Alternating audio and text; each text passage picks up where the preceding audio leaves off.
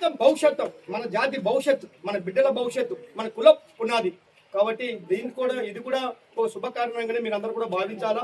ఎందుకంటే ఇది అందరి భవిష్యత్తు, మన బిడ్డల భవిష్యత్తు. కాబట్టి చలో నంద్యాల కార్యక్రమం ఈ నెల ఏప్రిల్ 17వ తారీఖున నంద్యాలలో శుక్రవారం రోజు ఏర్పాటు చేయడం జరిగింది. మీ అందరికీ తెలుసు, ఈ నన్నూరు గ్రామం ఎత్తనేమి మనకు ఎన్నో, నాకైతే ఒక వెన్నముక్క లాంటిది, ఎంతో నాకు ఒక గుండకాయ లాంటిది. ఈ నన్నూరు ఎత్తనేమి, వెల్దుర్తి ఎత్తనేమి, కొన్ని ప్రాంతాలు ఉండేవి, ఓలగుంద, వివిధ ప్రాంతాలు, ఆదోని, నంద్యాల, ఇక నందికొట్కూరు, ఈ ప్రాంతాల్లో కొన్ని మన కర్నూలు ఉమ్మడి జిల్లాల్లో మీ అందరి ఆశీర్వాదాలుగా, మీ చిన్న బిడ్డ, మీ బిడ్డగా, మీ జాతి సేవకునిగా దాదాపు 18 సంవత్సరాల బాబు ఉన్నామా, 18 సంవత్సరాల నుంచి మన పోరాటానికి మీ వంతుగా సహకరిస్తున్నారు. అంచెలంచెలుగా మన సమస్య రాష్ట్రంలో అయితేనేమి, కేంద్రంలో అయితేనేమి పరిష్కారానికి అయినట్టే ఉంటుంది, పరిష్కారం కావడం లేదు. పరిష్కారానికి అయినట్టే ఉంటుంది, పరిష్కారం కావడం లేదు. అసెంబ్లీలో మాట్లాడతారు, పార్లమెంట్ లో మాట్లాడతారు, సీఎం సభలో మాట్లాడతాడు, బుడగజంగాలకు అన్ని విధాలుగా న్యాయం చేస్తున్నాడని చెప్తాడు, నిన్ననే సంతకం పెట్టి వచ్చిన అంటాడు, సమస్య పరిష్కారం కాదు. మళ్ళీ అక్కడ పోయి మన సెక్రటరీ ఆఫీసుల చుట్టూ అధికారుల చుట్టూ పోతే మాకు ఏం రాలేదు, ఫైల్ లేదు, సంతకం లేదు, ఏం లేదు, మీ పని కావడం లేదు, మేమేం చేస్తాం, పెండింగ్ లో ఉంది, అండర్ ప్రాసెస్ లో జరుగుతూనే ఉంది అని అంటారు. కేంద్రంలో కూడా మనకు పార్లమెంట్ లో మాట్లాడుతున్నారు, సమస్య ఢిల్లీ ఓఆర్జీ నుంచి కలుగుతుంది కదా అనుకుంటే ఆడ ఎన్నిసార్లు క్వశ్చన్లు వేసినా అయ్యా మీకు సమస్య పరిష్కారం కాకుంది, మీరు అమిత్ షా దృష్టికి తీసుకుపోవాలని అంటారు.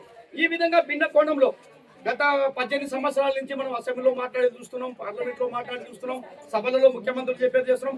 ఏ అధినేతలు వచ్చినా సాక్షాత్ మన ఇదే ఊరకల్లో పవన్ కళ్యాణ్ గారు కూడా చెప్పారు మీ సమస్య పరిష్కరిస్తున్నామని. అదేవిధంగా పోయిన ప్రభుత్వము జగన్మోహన్ రెడ్డి గారు కూడా చెప్పారు. ఎవరు ఏ పార్టీలు చెప్పినా మన సమస్య ఎక్కడ న్యాయం జరగడం లేదు. ఇదే లోకేష్ పాదయాత్రలో వచ్చినప్పుడు కూడా ఆయన కూడా చెప్పారు న్యాయం చేస్తాను, వాళ్ళు పదవిలో వచ్చినాక ఎవరు న్యాయం చేయడం లేదు. ఇది మనం గమనించుకోవాలి.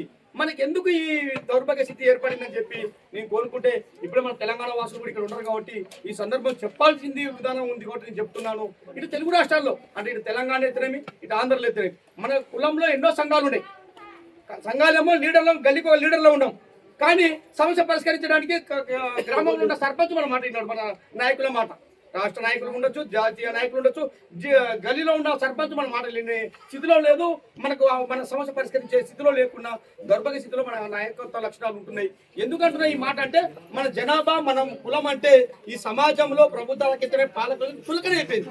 వీళ్ళ జనాభా ఎంత ఉంది, వీళ్ళు అల్పసంఖ్యాకులు, వీళ్ళు ఏం చేసుకుంటారులే అని ఒక మాటలేమో అన్యాయం జరుగుతుందని మన మీద సానుభూతి, ప్రేమ ఊలకపోస్తారు, కానీ న్యాయం చేయలేని స్థితిలో ఉంది.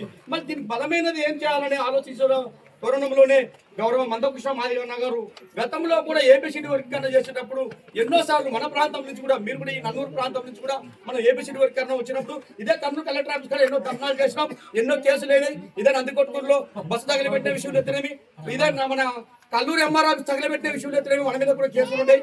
ఉడతా భక్తిగా మనం కూడా ఈ యొక్క ఎంఆర్పిఎస్ ఏబిసిడి వర్గీకరణలో బాగా సామ్యమైనాం. బుడగజంగం అనేది మనకు కూడా వాటా ఉంది కాబట్టి అనే ఉద్దేశంతో మనం చేశాం.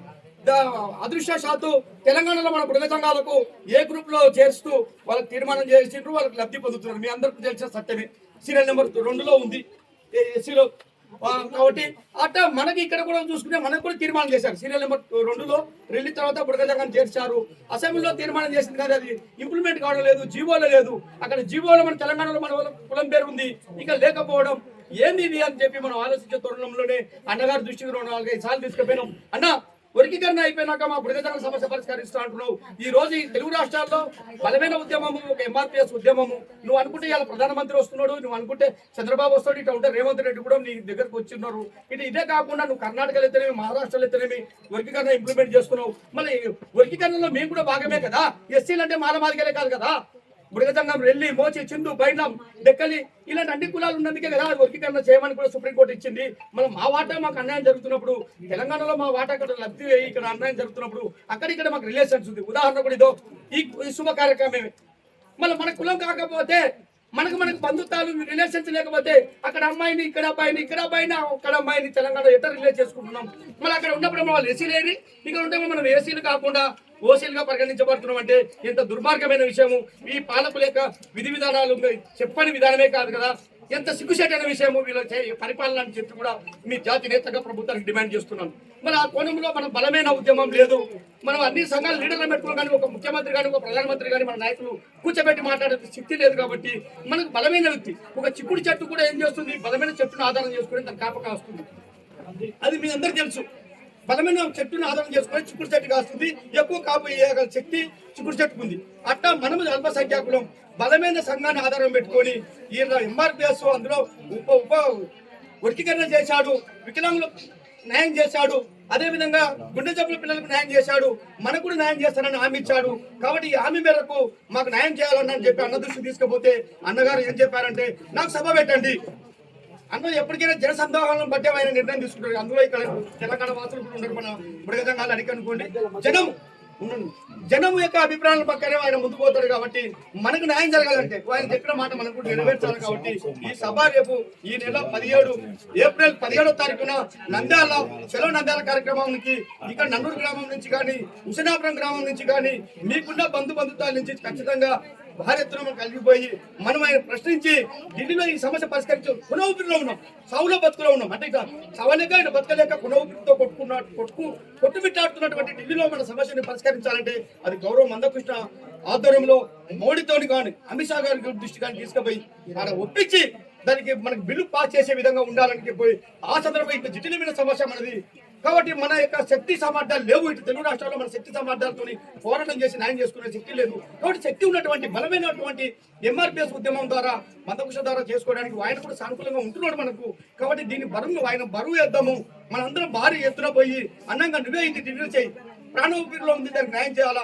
నువ్వు కూడా స్థిరస్థాయిగా ఇవాళ వర్గీకరణ చేసి ఇవాళ మాదిగలకి ఏ విధంగా దేవుడిగా నిలిచావో మాకు కూడా న్యాయం చేస్తే నిన్ను ఆ రోజు మేము ఆరాధిస్తాం. లేకపోతే మాకు కూడా అన్యాయం చేసిన వారిగా వర్గీకరణకు మాత్రమే న్యాయం చేసిన వ్యక్తిగా మిగిలిపోతామని చెప్పి సభాముఖంగా మీ అందరి ముందు కూడా నేను ఆ రోజు మనం గట్టిగా మాట్లాడాలంటే జనసంద్రోహం ఉంటాను. ఆ జనసంద్రోహం గురించే మిమ్మల్ని దయచేసి ఒక్కరోజు మీ పని కాదనుకోకుండా ఖచ్చితంగా నంద్యాల పోటీ భారీ ఎత్తున రావాలని నేను తెలియజేసుకుంటున్నాను. ఆ వచ్చినప్పుడే అన్న భుజాలపైన పెట్టి దీన్ని సాధించుకుందాం, లేకపోతే మన పిల్లల భవిష్యత్తు అధోగతంగానే ఏర్పడుతుంది. కాబట్టి చివరి ఊపిరిలో ఉన్నటువంటి మన సమస్య పరిష్కరించుకోవడానికి చలో నంద్యాల కార్యక్రమానికి రావాలని చెప్పి ఉద్దేశంతోనే ఏప్రిల్ 17వ తేదీన మీకు మీ బంధుత్వాలకు తెలియజేసి దీన్ని భారీ ఎత్తున చేసి దీన్ని విజయవంతం చేసుకుందాం. అతని మీద బరువు బాధ్యతలు వేస్తే ఆ రోజు మనం చట్ట సవరణ చేస్తే ఇది ఎట్లా ఉందంటే ఉదాహరణకు ఒక్క మాట చెప్తాను నేను. ఇది మన సమస్య ఎంత జటిలంగా ఉందంటే ఇక్కడ తెలంగాణలో కూడా ఉంటారు కొన్ని మన సోదరులు వినాలా. ఎందుకు అంటున్నానంటే ఈ మాట మనది అమరావతి బిల్లు ఒక్క రోజులో పాస్ అయింది. మీ అందరికి బాగా తెలుసా, పేపర్లు టీవీలు చూశారు. అక్కడ అనుకోకుండా ఒక్కరోజు పార్లమెంట్ సమావేశాలు ఏర్పాటు చేసి, ఎందుకంటే కూటమి ప్రభుత్వం ఉంది కాబట్టి సీఎం యొక్క చంద్రబాబు నాయకత్వంలో నారా లోకేష్ ఏర్పాటు చేసుకొని ఆడ ఒక రోజు ఏర్పాటు చేసి ఒక్క రోజులో బిల్లు ఏర్పాటు చేశారు. ఎందుకంటే మనం చెప్పండి, మీరు రాకపోతే వచ్చే ప్రభుత్వం మనం 3 రాజధానులు అంటదేమో, ఒక రాజధాని చెప్పుకున్నాం. అసలు వాస్తవంగా అంటే ఏ రాష్ట్రంలో 26 రాష్ట్రాలు కలదు మన భారతదేశం 26 రాష్ట్రాలు కలదు. కానీ ఎక్కడ రాష్ట్రంలో తీర్మానం ఏం లేదు, ఒకటి జమ్మూ కాశ్మీర్ తప్ప ఎక్కడ కలదు. ఇది రెండోది మనకు ఆంధ్రప్రదేశ్. ఎందుకంటే ఆంధ్రప్రదేశ్ 3 రాజధానులు అవి అనుకుంటూ బిల్లులు నష్టపెట్టది అనే ఉద్దేశంతో ఒక్కరోజు పార్లమెంట్ సమావేశాలు ఏర్పాటు చేసి దాంట్లో మన బిల్లు పాస్ చేయించి ఆల్రెడీ పార్లమెంట్లో ఎత్తేమి, రాజ్యసభలో ఎత్తేమి, రాష్ట్రపతి ఎత్తేమి సంతకం పెట్టి తీర్మానం. అది ఎంత సత్యమో మన బుడగ జంగాల సమస్య కూడా అదే విధంగా ఉంది. గుర్తించుకోండి అక్కలారా అన్నలారా.